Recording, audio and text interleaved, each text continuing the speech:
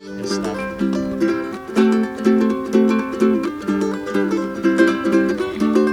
Woo!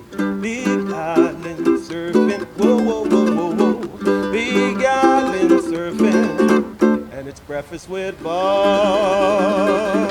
And Poncho Man, everybody, our 10th anniversary here at Huggo's on the Rocks. We are brought to you by HOKA, Polar, UCAN, Velofix, Normatec, Active Canyon, Form Goggles, and Puma Four Seasons Resort, Hualalai. Our next guest, one of our favorite athletes here in the Big Rock of all time. Second here in 2017. Please give it up for the great Lionel Sanders. How you doing, brother? I'm doing good, man. Feels good to be back. Didn't think I would be coming back this year, so definitely nice to get here. You know, it's funny. I was looking at something, and it's like, this guy has done what? Oh, you had, from 2013 to 2018, 66 races, 58 top threes. And I'm just going, what the hell? That's a lot of racing. I never heard that number before. That is quite a bit of racing. That is right. a lot of racing. Might be a little too much racing. That's a lot, exactly. So this year, when your body says no mas and you have an injury, you know, two things happen. One, you're sort of forced to reassess, and you do a lot of that anyways.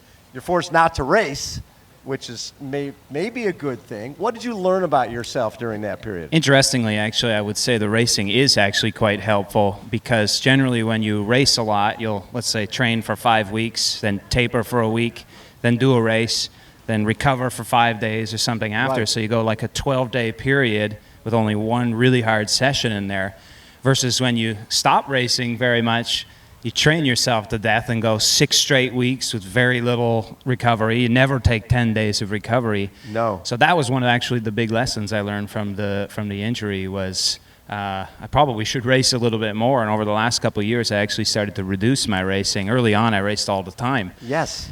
And it was really fresh. Came into races really fresh, because just as a byproduct of tapering and recovering.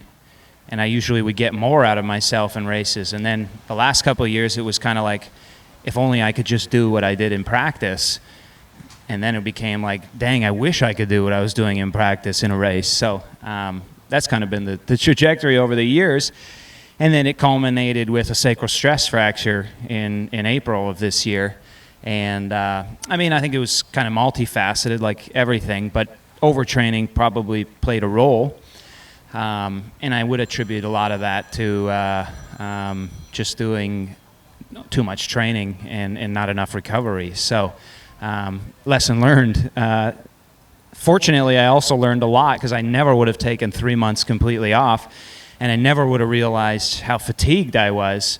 But then when you come back after 3 months just about completely off, very, very easy pedaling on the bike, that was about all I was doing. Then you realize, wow, I feel like 1,000 times better. And so now the goal is to never allow that overtraining to come back into my body again. Good idea. Yeah. Yeah. And I watched you the other day. You were doing the 10K. I was doing the 5K, just trying to finish before dark. You went by me like a bolt of lightning, and I'm like, Lionel looks good. Your running looked good. I didn't see it for very long, but your running really, really looked good. And you've noticed that you had to start watching your form. Well, once again, another lesson. One of the beauties of getting a bad injury is you do really look at what you're doing. And well, in 2018, I abandoned treadmill training almost completely. I mean, I did a bit on the treadmill, but I did most of my running outside again. And treadmill training had just been so good to me for many reasons. It reduced the wear and tear on my body, allowed me to still put in quality miles. It's a great training partner. If you don't run as fast as it tells you to run, you fly off the back. And but then the big one is you can run in front of a mirror. And when I first started running on the treadmill, I always ran in front of a mirror. And this was in 2013 and 14. And that's all my best running is from then. And I certainly, when I talk to my wife and my family, they're like, I don't remember you limping as much as you've been limping over the years. And I think I abandoned sort of the technical aspect of running and just went to all just running outside and I figured, okay, I still run in decent time, so who cares about what it looks like? But that eventually catches up with you, and if you want to have longevity, then you're going to have to give some thought to the form. So I started running in front of the mirror again. I installed mirrors all the way across the front of my training room. And then I also started doing strength training and like glute and activation exercises and stabilization exercises. And so unfortunately you can't undo 5 years worth of beating yourself up and letting yourself deteriorate in 4 months. But I definitely have made, I mean, it's clear in my running, you can see that I'm not limping as bad as I was previously. I mean, I still have the drag leg, right? But the limp, for whatever reason, is starting to go away. So, and I attribute that to the sort of the excess things that Sure. I'm doing, with the mirrors and everything. So last year you came over here, and I think you came early. Jan Frodeno had just run a 106 half marathon, and I remember in South Africa, and I was like, I better get my butt to Kona and put some big mileage in. What did you take away from that experience? You came over here and didn't have the race you wanted to have. I mean, just so much. I mean, 2018 was so scatterbrained, and that was just another scatterbrained occurrence there of I don't beat yourself up. Come on now. To wake up one morning and say, you know what, I'm going to just 2017 I came here for I think 2 weeks. I did one training block here, and to basically come here and say I'm going to do a month's worth of training here, something completely different after I obviously had performed decently well. That just shows the scatterbrained nature of everything I did in 2018. So I came here and I brought my good friend Corey Belmore out with me, who's phenomenal. He's a 357 miler and actually just ran 1357 on yesterday for the 5K. And I executed almost lifetime best run workouts in the heat, you know what I mean, on the challenging course that this is, 3 weeks before my A race, coming from the cooler climate. And it's just things that you shouldn't. I did everything in the opposite. I mean, that's all fine and dandy. You got to train hard. You got to do high-end stuff. Sure. But there's a time and a place to do that. 3 weeks before your A race, I mean, 257, 8 by a K, running all sub 3-minute Ks is pretty far removed from what's required to run well here, and puts a lot of taxation into the body unnecessarily with really no gain for the race. So, yeah, it was just an entirely scatterbrained thing, and I think a month was just too much by the time that I got, and especially with the training I did, by the time I got to the race, it was just, I mean, the writing was on the wall. I wasn't going to have a good race anyway you sliced it, but that was just the nail in the coffin for me. Is it hard? I mean, you have become sort of an internet sensation. People follow your workouts online. At the same time, people don't go to watch your workouts to say, I'm going to go easy today. I'm going to ride for about 20 minutes and have a sandwich. It's kind of an interesting point, actually. I sort of became known for insane workouts. Yes. Like, I posted this workout, or actually Aaron took a, unbeknownst to me, cell phone video in 2015 from the edge of my training room. I actually started crying on the video. It's kind of funny. I still laugh when I watch the video, but I mean, I had pushed myself to the absolute limit in a workout where I was brought to tears of joy, really. It was tears of joy, not of pain, just because I was just as far as I could go and one with my mind and body. But so you put this kind of content out there, and you almost like it's expected that you need to be training like this all the time. And well, I mean, you can train like that all the time, but you won't race very well. No. You want to have those experiences in races. Save racing for racing and train in practice. And so, along the line, I started to do racing in practice.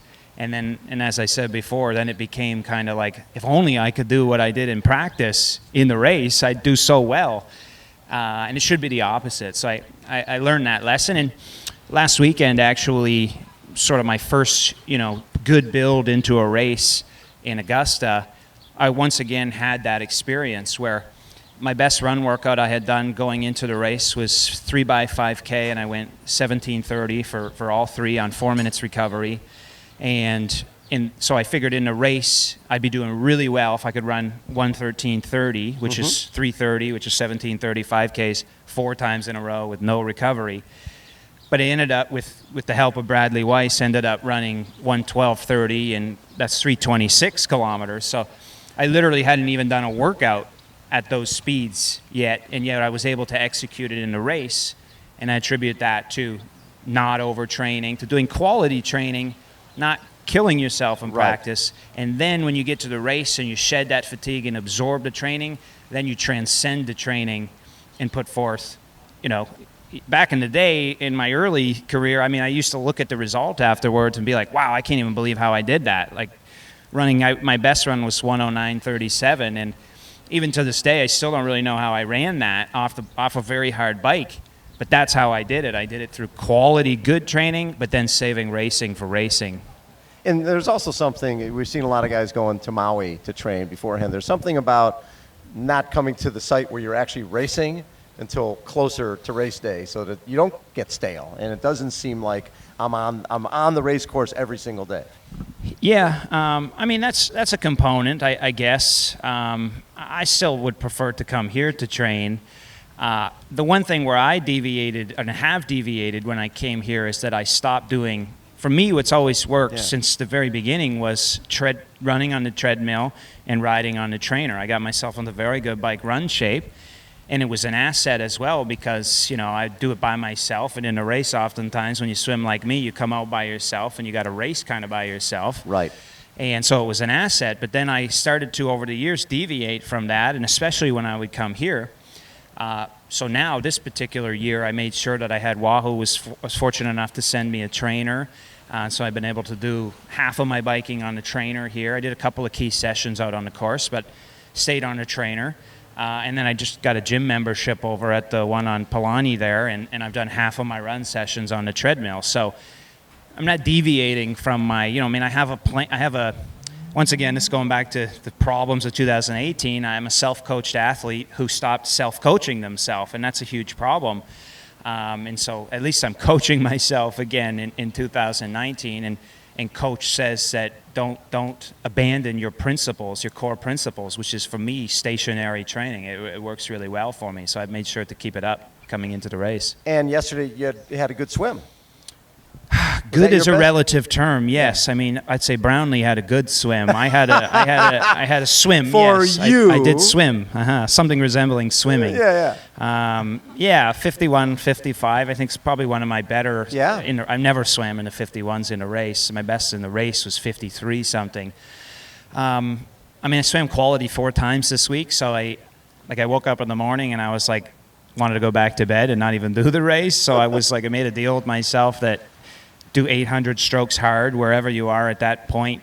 Then you just sit on the feet of whoever you are. And so that's what I did. And it's just absolutely mind-boggling for me because so after those 800 hard strokes, I sat in the pack and I literally could, and I'm a horrible other stroke swimmer, but I feel like I could have backstroke for the rest of the swim. It was so easy.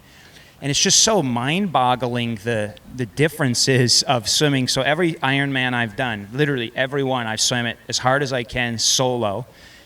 And then to sit in the pack, literally I swam the fastest swim with literally probably 70% of the effort of any other Ironman swim.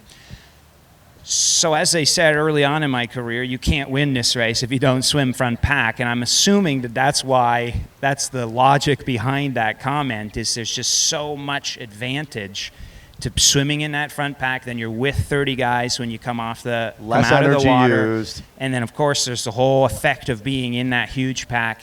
And so I'd say this year more than ever, I've truly deeply appreciate the importance of the swim now. Yeah. I always thought in the past I'll just overcome it, you know what I mean, with brute force, and I just don't know if you're going to get the best race out of yourself with that attitude. And so I'm already excited because I'm definitely making gains in the water and I'm swimming with better swimmers than myself and pushing myself. And I feel like a year's worth of this concentrated work with the right sessions that I can get onto those feet. I mean, of the 48, the guys who went 49 minutes yesterday, I just never knew the why do I want to do this, you know what I mean? So I feel like I really understand the why now So I'm excited to get back to training, actually, and really put forth a good effort to make that pack next year. I mean, I'm not ruling out this year, but Yeah. that will take a lot of stars aligning for me. So the stars aligned 2 years ago when you came out of the water with Sebastian and again Cam Werf, and the three of you just sort of made up 7 minutes and 70K and caught those guys. Is that the scenario that works best for Lionel Sanders to win this race? Is having 2 other great cyclists, or 3 or whatever it happens to be, and work your way up to that pack as soon as possible? I mean, we're going up against, it'll be 25 to 30 guys who come out all together. And Yeah. I mean, at the speeds we're moving now, the 10 meters separation, I mean, I just experienced it in the race on the weekend. It's a massive benefit to be in there. So if you're not taking part in that, then you're at a massive deficit. So having good bikers who can pull back the time around you and sharing the work to bridge up to the front is a massive asset. So coming out by myself is a huge problem, and I came out by myself last year with not too many guys around me. Keenlay was ahead, Werf was ahead, Skipper was ahead, a couple other great guys who I came out with in 17 were ahead, and I mean, you got a massive disadvantage that's very difficult to overcome. So yeah, I mean, you definitely want to swim with those guys for sure. So when we were talking to Sebastian Keenlay a little earlier, and he said last year when we talked about you, he was concerned that you were maybe a little overcooked. Sometimes I wonder if Keenlay knows me better than I know Keenlay me. totally does. Every year he tells me who I am at the moment. Exactly. And then it comes to fruition. It's weird. So I don't actually. I'm not going to watch your interview with him in case he said something about me. He so did. that, oh, great. I'm not going to watch it. Don't even tell me, please. Oh, it's all good. He goes, anytime, Lionel didn't have the race he wanted to have last year, and he goes, I knew that was going to happen. I couldn't tell him ahead of time.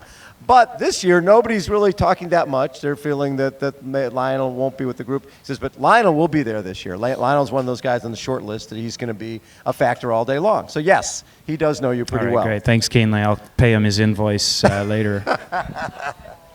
You've had some pretty classic races with him over the years. Talk a little bit about what he brings to the table, because I'm sure he's one of those guys you draw on during your training. Yeah, well, Keenlay's the one who inspired me, who I believed in myself, that a guy who, I mean, no disrespect to Keenlay, but who's less talented in the water can still win a big race. And Keenlay was really the first guy to do that, 2-time 70.3 world champion, and then won this race in 2014 off of a phenomenal bike, and then a very good run off of extremely hard biking. And I mean, Keenlay would probably be, if they extended the draft zone to 20 meters, Keenlay probably win like even more races, because, I mean, when I think about the races that he's been in great battles but lost, I mean, he's done a great deal of the work on the bike. So, I mean, he's extremely inspirational. He's been a huge impact on my career, and every year he usually gives me a tidbit of something, and the best one was in 2015. I came in. It was the first time I actually ever saw him and spoke to him in person, and he was just leaving the Oakley house and said, "Hey, Lionel, stop doing an Ironman every day." And I was literally trying to do that. Once a week, I would basically do like a 4K swim and then an all-out 4-hour bike, and then run a half marathon as hard as I could off of that. And I did that 10 times in a row each week. Yes. And once again, I had my lifetime, still to this day, my lifetime best 4-hour performance on the bike was on the trainer in practice. Yes. I mean, that's like, who cares, right? Like, no one ever knows it, sees it. I'll show you the power file, but like, who cares, right? Like, it's just not the way to do it. And that was, I went many more years and didn't listen to Keenlay's advice, but had I listened to him back in 2015, I would have been some great advice. So anyways, I mean, Keenlay's fantastic. There's nothing bad to say about Sebastian. And then he when the year you decided you were focusing on 70.3 Worlds, and then you came here after all that short, hard work, and you were great for half the race. Oh, yeah, that's a good point. That was another, once again, Sebastian said, so after that, I did 70.3 Worlds, and I had, I didn't perform very well on paper, but I had the fastest run split off of my lifetime best bike power, 364 watts for 2 hours That was and 5 Australia. minutes. Yes. Gold Coast, yeah. And I didn't do as well as and this is psychological aspect. I came here really depressed and just performed poorly. I mean, I performed well for, about 5 hours, which is what I had really trained well to do. And then the final 3 hours was horrible. But anyways, Keenley said after the race, read your blog posts from 2015, read your blog posts from 2016, take the middle of those two, and that's how you prepare for an Ironman. So I thought about that, and then I executed that for just a month, actually. And then that's when I did in Ironman Arizona, I did my lifetime best Ironman performance, which was like 52 minutes swim, 4:04 bike, and 2:42 run. Which was the world record at the time. It was the Ironman world record. Yeah, Jan Ironman, has the fastest time still right. then. But it still is my best outright performance. I mean, I averaged 318 watts on the bike to 242 off the bike, which was kind of mind-boggling even thinking about it now. But Keenley definitely helped in cultivating the training that I did to do that. When you look at the field, and we always talk about every year it's the greatest field ever, but this year with Alistair Brownlee and obviously your two-time defending champion Patrick Lange and Jan Frodeno back healthy after what he did last year with that 106 half at 70.3 Worlds, it's really stacked at the top. I'm just so happy that I got to get to this race because this is going to be one for the history books. Don't you for think? Sure, absolutely. To see the debut of Brownlee, to see, I'm assuming Jan's is hungry. He is. Remember 17 was a bad race as well. He came in as the two-time defending champion, didn't Right. And I'm sure, you saw the fire in 2018's race season, which culminated at 70.3 Worlds, but then the unfortunate injury. So I'm assuming that the fire is even hotter now for this race. So we're going to see maybe one of the best Ironman performances of all time on the weekend. And then of course you've got Patrick who knows all of this stuff and obviously felt humbled after Frankfurt. And so I'm assuming he's coming in with the fire hotter than ever. I mean, we could just go down the list. Literally every guy I'd say there's probably 10 guys we could say who you could say he could win and it wouldn't surprise you. And I don't know if we've ever really had a field like this where literally there's 10 guys who have the goods, have the pedigree, like Braden Curry has the pedigree, Patrick Nilsson has the pedigree. Bart Arnott Bart has the pedigree. Like, it's coming from every direction.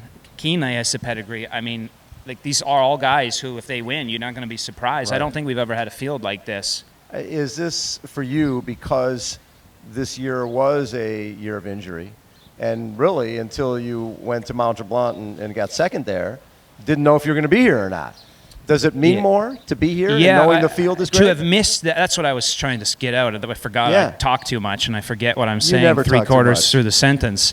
That's what I was trying to communicate was if I missed this one, this was the worst one to miss. Yes. So I am so grateful that I got to make it to this line, and I definitely owe a big piece of that to Jan Frodeno, who messaged me when he saw I got the injury and then saw I was already back riding the bike. And he messaged me on Instagram and was like, you need to get off the bike. I took 6 weeks completely off. You need to get off the bike. Let yourself truly heal, because if you re-injure that thing, we're not racing for a long time. So when he messaged me and said that, it meant a lot more, and I actually took it seriously because it became kind of my goal to make it to this race, to be able to race him. So, huge props for that's true sportsmanship and a true champion. I'm excited. I really don't care about the result. I just want to take part in this race and execute it to the best of my ability, and whatever happens, happens. Ladies and gentlemen, how about a huge round of applause for the great Lionel Sanders.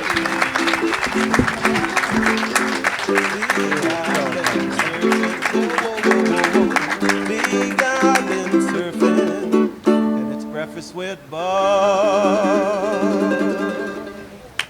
Yeah!